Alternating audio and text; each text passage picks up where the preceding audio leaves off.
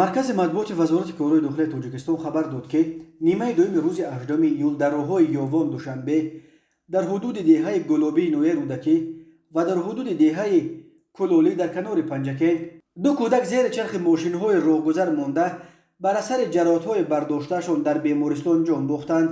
бино ба иттилои вазорати корҳои дохила 8 июли соли 2022 тахминан соати 16:30 ронандаи автомошинаи тамғаи хондай шарифзода ҳамзаи шералӣ соли таваллудаш 1993 сокини шаҳри душанбе ҳангоми ҳаракат аз самти ноҳияи ёвон ба самти шаҳри душанбе дар ҳудуди деҳаи гулоб бехатарии ҳаракати роҳро таъмин карда натавониста хурсол эшполатов абдулло соли таваллудаш 2016 сокини ноҳияи рӯдакиро пахш намудааст.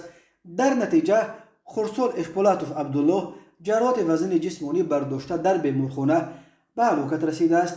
ҳамин тариқ 8 июли соли 2022 тахминан соати 15:00 ронандаи автомошини тамғаи Toyota Облоқулов Соҳибҷон соли таваллудаш 1985 сокини шаҳри Панҷакен ҳангоми ҳаракат дар ҳудуди деҳаи кулолии ҷамоати деҳоти рӯдакии ҳамин шаҳр бехатарии ҳаракати роҳро таъмин карда натавониста пиёдагарди хурсол Сулаймонзода Гулрӯ Нозим соли таваллудаш 2018 сокини Панҷакентро пахш намудааст.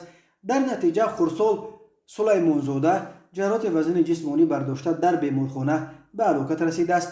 аз рӯи ин ҳодисаҳо таҳқиқот идома дорад.